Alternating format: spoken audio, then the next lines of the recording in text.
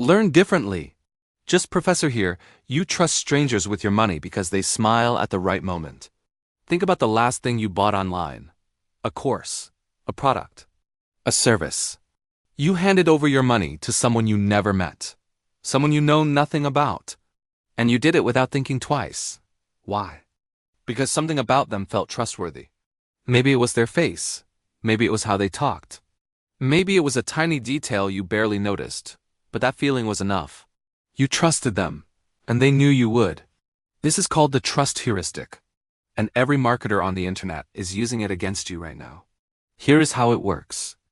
Your brain does not have time to research every single decision, so it takes shortcuts. It looks for signals that someone is trustworthy.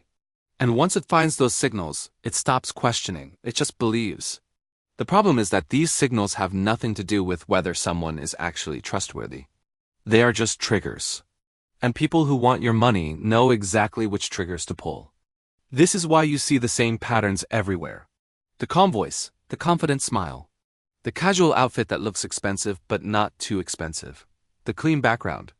The relatable story. None of these things prove someone is honest. But they all make you feel like they are. And feeling is enough.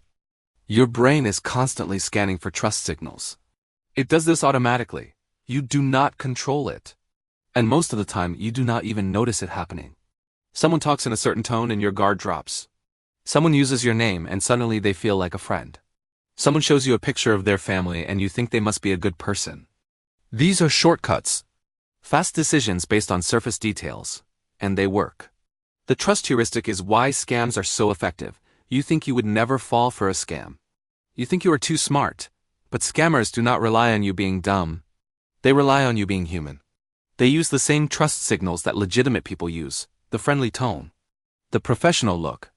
The small details that make them seem real. And your brain responds the same way it always does. It sees the signals. It feels trust. It stops questioning. This is not just about scams. This is about every purchase you make. Every course you buy. Every subscription you sign up for. Every service you pay for. You think you are making rational choices. But most of the time, you are just responding to trust signals. And the people selling to you know this. Think about influencers. Why do you trust them? You do not know them. You have never met them. You have no proof they are honest. But they share their daily life. They talk to the camera like they are talking to a friend. They show you their struggles, their wins, their mistakes. And slowly you start to feel like you know them. Like they are real, like they would not lie to you. But that feeling is manufactured. Every video is designed to build trust. Every story is chosen to make you feel connected. It is not fake, but it is strategic. This is why personal brands work. People do not buy from companies. They buy from people they trust. And trust is not built on facts.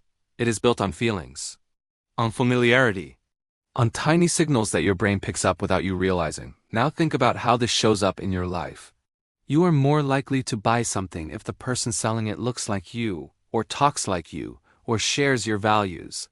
Not because the product is better, but because similarity creates trust.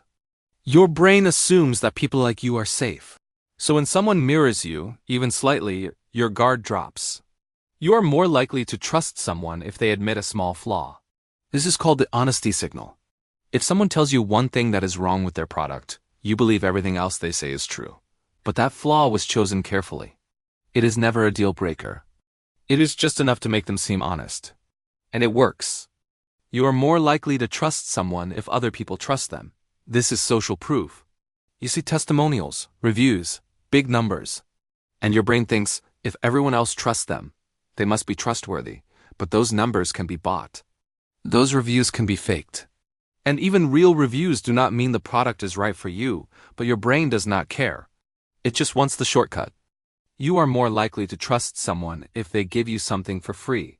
This is reciprocity. They give you a free video, a free guide, a free trial. And suddenly you feel like you owe them, like they are on your side, like they are helping you.